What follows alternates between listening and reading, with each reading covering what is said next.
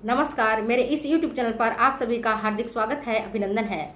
आज मैं जो पिछले वीडियो में प्रश्न पूछे थे उन्हीं के बारे में आपसे प्रश्न पूछ रही हूँ और उनका आंसर भी दे रही हूँ। तब तक आपने आंसर भी तैयार कर लिया होगा।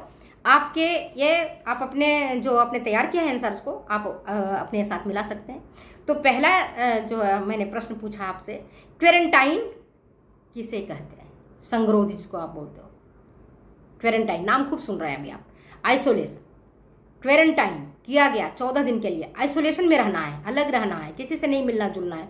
So what is this? Quarantine किसको कहते हैं? अगर आपको कोई डेफिनेशन करने के लिए कहे, डिफाइन करने के लिए कहे कि क्वारंटाइन किसको कहेंगे, तो हाउ यू विल डिफाइन? आप कैसे डिफाइन करेंगे क्वारंटाइन किसको कहते हैं? तो सुनिए, अगर कोई व्यक्ति किसी दूसरे स्थान में रहा है और उस स्थान में रहने के बाद अगर वही व्यक्ति अपने स्थान को छोड़ करके दूसरे स्थान में जाता है, अपने गांव को छोड़कर दूसरे गांव में जाता है, अपने जिले को छोड़कर दूसरे जिले में जाता है, अपने शहर को छोड़कर दूसरे शहर में जाता है, और जिस शहर से वो व्यक्ति आया हुआ है अगर वहां कोई संक्रामक रोग फैला है, जैसे मान लो प्लेग फैल गया, हैजा फैल गया, टाइफाइड फैला हुआ है, स्वाइन फ्लू फैला हुआ है, कोरोना फैला हुआ है, तो उस व्यक्ति को क्वारंटाइन किया जाता है, अलग रखा जाता है, आइसोलेशन में रखा जाता है। क्यों रखा जाता है और कब तक रखा जाता है? तब तक जब तक कि उस रोग की जो मैक्सिमम होने की अवधि पार ना हो जाए। किसी रोग होने की जो अवधि है, उद्भवन काल है, जिसको हम इंक्यूबेशन पीरियड कहते हैं, आप जानते हो अच्छी तरह से। तो जो इंक्यूबेशन पीरियड है, उस इंक्यूबेशन पीरियड जब निकल जाता है और तब तक उसको अलग रखते हैं, दूसरे व्यक्ति से उसको मिलने जुलने नहीं देते हैं, और इसी अवस्था को हम क्वारंटाइन कहते हैं, संगरोध कहते हैं। और इस स्थिति में आप देखते हैं, अभी वर्तमान में आपको सब याद हो जाएगा, याद करने की आपको ज़्यादा जरूरत नहीं पड़ेगी, कि जब भारत में आपका कोरोना फैला, तो क्या किया? अंतर्राष्ट्रीय हवाई अड्डे को बंद कर दिया गया, फ्लाइट को आने जाने से, फ्लाइट के आवागमन पर रोक लगा दी गई। इसी तरह से अभी आप देख रहे हो कि एक जिले से दूसरे जिले में बसों को बंद कर दिया गया, जिसको आप देख रहे हो कि लॉकडाउन कर दिया गया है वर्तमान स्थिति में।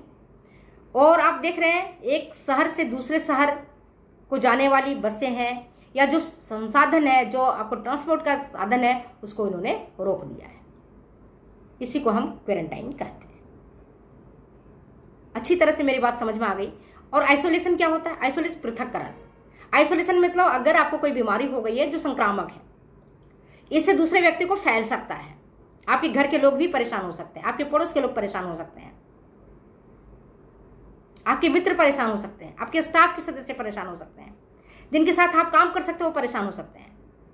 तो वैसे व्यक्ति को जो संक्रमित है, संक्रामक रोग से संक्रमित है, उस व्यक्ति को अलग कमरा में रखा जाता है और उसकी जो आवश्यक सुविधाएं हैं वो उसी कमरे में उसको पहुंचाई जाती है, ताकि उसके संपर्क में दूसरे व्यक्ति ना आए। इसको हम कहते हैं पृथक्करण या आइसोलेशन। तो क्वारंटाइन भी आपको समझ में आ गया और आपको आइसोलेशन भी समझ में आ गया। ठीक है, अब चलते हैं अगले प्रश्न की ओर। प्राकृतिक निसंक्रमण किसको कहते हैं? What is natural disinfectants? प्राकृतिक निसंक्रमण कौन कौन से चीज है? आप सब जानते हैं। धूप, सूरज की पहली किरणें, शुद्ध हवा, ये सारी चीजें जो मैंने आपको बताया, ठंडक, ये सारी प्राकृतिक निसंक्रमण है, जो विभिन्न प्रकार के बैक्टीरियाज को, वायरस को मार देता है। इसीलिए कहते हैं कि अगर आप कपड़े पहनते हो, बाहर से आते हो, जूते रखते हो, तो बाहर खोल दो, बाहर ही खोल के रखो, अपने घर में मत लाओ। कपड़े हैं अच्छे से धो करके सुखा दो, जिसके कारण उसमें जो भी आपके जो पैथोजेंस उसके कपड़े के भीतर पनप रहा होगा, वो बाहर धूप के संपर्क में आने के बाद अपने आप मर जाएगा टेम्परेचर पा करके। ठीक है, प्राकृतिक विसंक्रमण जानते हैं। और केमिकल तो आपको पता ही है, साबुन है, सैनिटाइजर है, अल्कोहल है, पोटेशियम परमैंगनेट है, आप सब जानते हो। तो केमिकल तो आप जानते हो कि अभी आप रोज लगाते हैं, बाहर से आते हो साबुन से अपने हाथों को खूब रगड़ रगड़ के धोइए, जिससे कि जो भी वायरस है कोरोना का वो सब खत्म हो जाए, उसका बाहरी जो खोल है वो बाहरी खोल खत्म हो जाएगा, घुल जाएगा साबुन में के संपर्क में आकर के, अल्कोहल के संपर्क में आकर के फट जाएगा, तो वो नुकसान नहीं करेगा। ठीक है, तो रासायनिक के बारे में आप जानते हैं, क्लोरीन है, ब्लीचिंग पाउडर है, आपके पोटेशियम परमैंगनेट है, सैनिटाइजर है जो आप जानते हो, अल्कोहल होता है सैनिटाइजर में मैक्सिमम परसेंटेज, तो साबुन है, ये सारे केमिकल हैं। अच्छा, और मैंने एक प्रश्न पूछा था कि बोर्डेटेला परट्यूसिस के कारण कौन सा रोग फैलता है। प्रश्न क्या पूछा था? बोर्डेटेला परट्यूसिस के कारण कौन सा रोग फैलता है, बताइए कौन सा रोग फैलता है? बोर्डेटेला परट्यूसिस के कारण हुपिंग कफ, जिसको आप काली खांसी कहते हैं, कुकुर खांसी कहते हैं, मियादी बुखार आप कह सकते हो इसको। मियादी बुखार तो नहीं कहेंगे इसको, 100 दिन वाली खांसी इसको कहते हैं। मियादी बुखार इसको नहीं कहा जाता है, इसको 100 दिन वाली खांसी कहते हैं, कुकुर खांसी। हुप हुप करके आवाज़ आती है जब हम खांसते, तो हुप हुप की आवाज़ आती है, इसलिए इसको हुपिंग कफ भी इसको कहते हैं, और परट्यूसिस भी इसको कहते हैं। ठीक है, तो काली खांसी का जो बैक्टीरिया है वो है बोर्डेटेला परट्यूसिस, जो पैथोजेंस है। और ये पैथोजेंस दो प्रकार, ये भी इसकी स्पीसीज दो हैं, एक बोर्डेटेला परट्यूसिस और दूसरा होता है बोर्डेटेला पैरापर्ट्यूसिस। इसके कारण आपकी काली खांसी फैलता है, हुपिंग कफ, खास करके बच्चों में। छोटे बच्चे जो होते हैं संक्रामक रोग से संक्रमित होते हैं, खास करके जो 0 से लेकर के ये 5 ईयर्स के बच्चे हैं, वो ज़्यादा इसके संपर्क में आते हैं, इसलिए इनका टीका लगाया जाता है। अब मैंने एक प्रश्न पूछा था आपसे, वो ये कि बोर्डेटेला परट्यूसिस की खोज सबसे पहले किस वैज्ञानिक ने की थी? आंसर मालूम होगा आपको, बहुत इजी क्वेश्चन है ना? है तो क्या है इसका?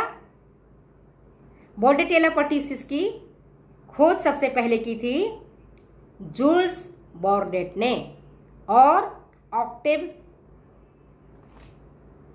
गेंगुओ 1906 ईस्वी में।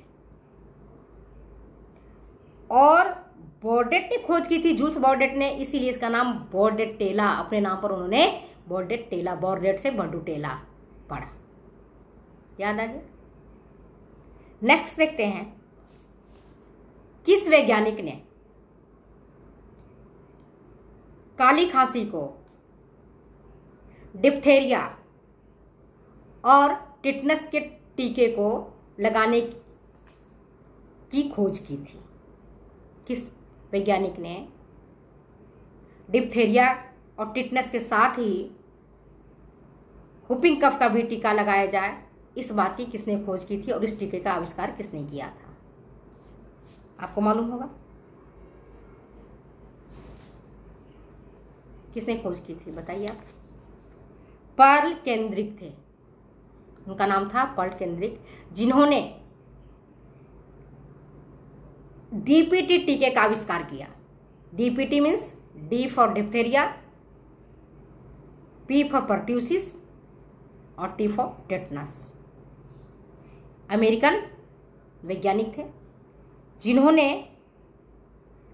डीपीटी टीके का आविष्कार किया और इन्होंने इस टीकों को टिटनस और डिप्थेरिया के साथ ही लगाने के लिए जो आविष्कार किया, तो इन्हीं का टीका जो अभी डीपीटी के रूप में यूज होता है। इसके बाद आप जानते हैं टीका कब लगता है बच्चों का? टीकाकरण हम अभी आपको बता नहीं रहे, शॉर्टली बता रहे हैं कि भाई 9 महीने के भीतर आपके डीपीटी के 3 टीके लग जाते हैं। काली खांसी के लगते हैं ना 3 टीके। अगर पहला टीका 1.5 महीना में लगा है तो दूसरा 2.5 महीना में, तीसरा आपका 3.5 महीना में, तो 9 महीने के अंतराल में 3 टीके लग जाते हैं, ताकि बच्चों को जो 3 दुश्मन हैं, डिप्थेरिया, टेटनस, परट्यूसिस, ये तीनों दुश्मन बालकों को परास्त ना कर पाए, इसके लिए उनके 3 टीके 1-1 माह के अंतराल पर लगाए जाते हैं। फिर 1 से 2 साल के बीच में बूस्टर डोज लगाया जाता है, आपको पता ही है। टीकाकरण के बारे में हम नेक्स्ट वीडियो में कभी आपको बताएंगे, तो टीकाकरण के बारे में आपको बताएंगे। वीडियो लंबी हो जाएगी, इसलिए मैं आपको यहीं इसको समाप्त करती हूँ। फिर मिलते हैं अगले वीडियो में अगले प्रश्नों के साथ। Thank you. तब तक ले जाने की इजाज़त दीजिए। नमस्कार।